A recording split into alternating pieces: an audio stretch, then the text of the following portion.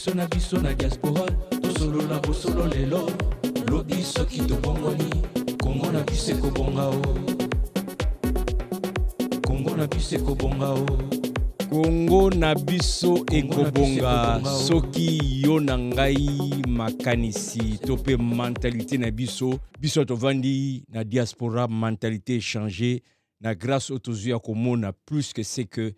bandi kwaza na kati ya Congo baza komona. Émission lelo to intitulé yango futa nyongo. Tope yeba ko futa banyongo ozwaka. Soki oyebi ko futa te banyongo ozwaka. Deja awa na diaspora boni okoki kosala mieux lobiso yiba pesi yo ba responsabilité na kati ya RDC. Émission na biso lelo ezali bongo sponsorisé par The Rock Group moko ya ba compagnie entreprise ya ndeko na biso na diaspora avandi bongo na ville ya Ottawa. The Rock Group ezali bongo biteni misatu na kati ya The Rock Group komona ezana salon de coiffure pour hommes et femmes. The Rock Group ezali pe na division ya computer makambo ordinateur kuna zali bon kosala ba site web azali kosala ba application ndeko na ngai bimisela pe biso chat GPT na biso ya bana Congo. Pourquoi pas mayele ezali na kati ya bandeko na biso. Bongo ya misatu ezali eteni oyo abengi graphique et pas wapi azali kosala tout ce qui est ba besoin na graphisme lokola ba affiche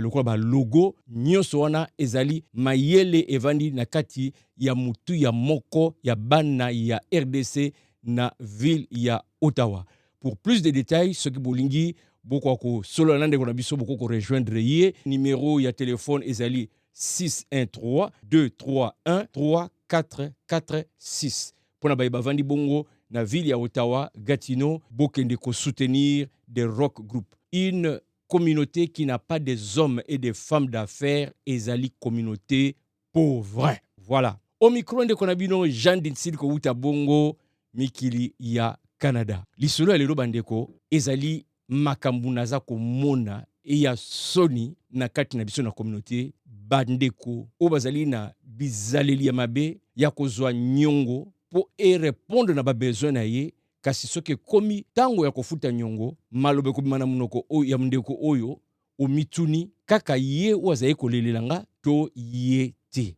yebaka kofuta nyongo. Bandeko na ngai bambulu eleki to monaki mouvement ya ba combattant ndenge et telemelaki ba musicien nana koyo kondimake musique ya ba congolais na ba mboka lokola Paris eko beta mate na ba nenyo so salami mais bandeko mouvement wana ekomaki pe esukisaki musique wana pendant un temps na bitu soki zongeli mais bambule leki mingi. Alors nalobi soki toza capable ya ko mobiliser ba énergie peto kwa ko pekisa ba artiste na biso ba s'exprimer pour na ba raison nyonso yo groupe wana ezali ko revendiquer. Je pense que to zokaka même énergie wana mais to tiango sikoyo na ba cible mususu oyo to monike ezali malamu te pour na communauté ezali malamu te pour na avenir ya mboka na biso Congo. Bongo lelo nazali ko malikambu ya mentalité ya kozwa nyongo avec ko bondela kolela mais ce que komi tango ya ko futa o komi ko katela batu mangala o komi producteur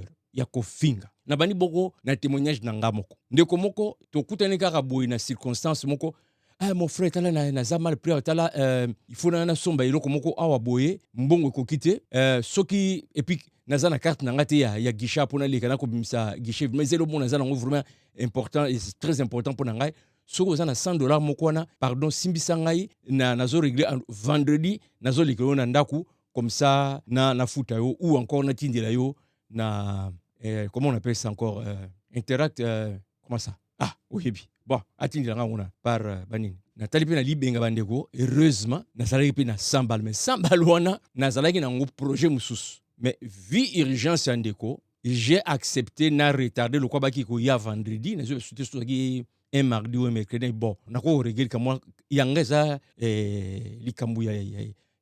liwate nako ko zerati vendredi na sungi ndeko pe makambo eliki bien kimia vendredi eliki samedi na yoki ndeko te dimanche eloko te poso mobimbeleki na yoki ete mais ngana ki pe na plante na benga ndeko azo répondre te na tinda SMS réponse ezate na luki ye na ba moyen suta na bike na kozwaye azwa makali susu te mais nde balobaka na français la montagne et la montagne ne se rencontrent pas, mais c'est l'homme et l'homme qui se rencontrent. Mukolomoka bopa na zo maka na kwentar mo boya ville bopa na oki mamo vergla mo bopo ngana ye fara fara. Nde onanga ndenge nini? Mais nde kutu obi kutu likamango kutu mbongo na kutu fana tindelo kuna za penser kutu lobi en tout cas limbisangai contre te salamaki na penser na kutu lobby siko bomonde nazo kende dès que na comme na ndaku antono saloka transaction na nazo tindela yo par email wana nabi OK pas de problème bande kona zela yango butana so yinda lisusu distraction mo boykoti na réaliser que ça fait un mois s'il vous plaît na récupérer 100 balles na ngate na bengandeko cette fois là azui OK kutu Nabiti oza wapi bon naza uta kayu na minga na kayu justement côté ozo la biso na position a parler tokokutana na re RP kokati koki ngana na re uo na tala bope ndeko ye ndene bien pa liboko na poche a fini ya ko fenya allez asimsinga kaka na liboko akangira ka boye boum en tout cas donc yo simana nona yo simana nona bande na fungula bo 40 balles nabi frère de $100 falo zonki sanga vendre de komi susu kana vraiment compte tamo na bande ko na mukuse sur $100 na preta na récupérer $40 kilelo mbula ta misa de seliki wona za makambu to sali ko mona na kati ya communauté na biso to vandi na diaspora lisolo musu sali ya ndeko na biso kaka na diaspora boye azui visite ya muninga na ye akomeli wana kolela sunganga desanga na zo manquer juste $450 na totalisé loyer talaka les mois passés mon boule ezalaki ndenge matanga zaki na famille fallait na simba bango kuna otina mo ebeka nde bakini ne balela kaka donc ba dépense na salaki donc bon na salaki nango ekeneki pona makamwa matanga donc siko na zana difficulté ya kufuta loyer ndeko na sopia mona ngo compréhensible to sunga ndeko asungi pe ndeko 450 siaka na maboko uwo moninga ne pa bimi so akene ko futa ndako to yibite est-ce que ça dépend ya ndako to yibite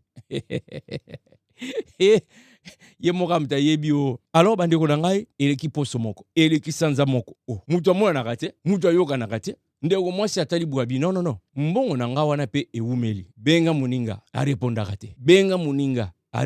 te comme la montagne ne se rencontre pas c'est seulement l'homme et l'homme de bakutanaka mbalo pe bakutani fara wapi mbongo na ngai yoka réponse sikoyo ya mutu adefaki yango boniko ebela mbongo soka na musalo sala kana $450 ndeni soki na peso $450 tende yo okolia te na ebela salaire osala wana bandeko na ngai atako ndenge tulobaka atako vous-même langage ya modèle boyebi culture lokola oyo boye ya ko defa mais pona ko zonk c'est comme likambo okotonga mboka tende wona ngai parce que ezali mentalité ya muyibi okosi awa aux 5 okosi awa aux 5 okosi 10 okele sabana eloko soko bosana au fur et à mesure uzosala ningwana sangono ekoyebanaka male d'ailleurs ezana ndeko moko tosi toyeba ye tellement sali ba aventure pas bato ebele sangone siko epanzana na yebite so foto sala Equifax ya ba congolais na diaspora et pas wa to ko ficher bato ke yeso ka ye ken ko luka ailleurs ozobebisa kimia na bandeko na yo na communauté eloko so bosana lobiso ki likambo yeli yo communauté na yo nde batali boso bakozala nzinga na yo ozokatela mutu mangala Paul likambo oyo ezalaki pressé pona yo osili ko régler yango mais mentalité on ndeko lobi tango kokoma na Congo ba peso ba responsabilité ne pense pas que ça la mieux soko oza capable te ya ko yeba ko respecter ba engagement na yo okosunga gouvernement te okosunga compagnie pa ko sala te mine de rien tozo mongo loka mukie mais ekokende na impact ti na degré na niveau ya mboka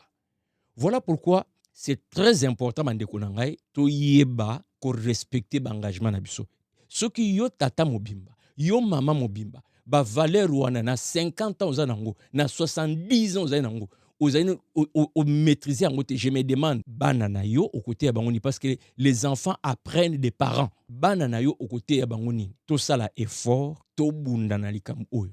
zala combattant ya vie na yo moko to si osala contre ba musicien mais siko bonga na combat na contre yo moko tala ebela batu ozwa banyongo ozongisa te ekomela yo ekoma pena caractère na yo soko défi bamuso apesi ko bi soko pesi bosana ka apesi yo kanisi okanisi olongie na ndenge kosi ayebi na ye kozongisa te mena mawa sungi yo décider na koma kombata ya vie na yo ke eloko oyo likambo yake na zunyongo na zongisa te na ko combattre ngo kino ekozala lisusu caractère na ngati soki na pesi parole na yeba ko respecter pe parole na ngai po ete d'abord yo moko vie na yo échanger vie ya famille na yo échanger bongo lobby na lobby kongo na biso pe ekosala nini ekobonga c'est comme ça bandeko na ngai tokoki ko construire une communauté avec des valeurs ça commence par un individu et koti na famille na yo e bandi ko kende malembe yebaka kofutaka banyongo ya batu soki ozui sino te kongo na biso ekobonga te ndeko mais soki yo nanga to bongwani kongo na biso ekobonga c'était Jean Nditsi ko uta bongo mikili ya Canada lobi soki to bongwani kongo na biso ekobonga o kongo na biso ndeto mona ni mbala ya sima kobosana te ko commenter pe ko s'abonner Kabali Solo tolingi changement de mentalité.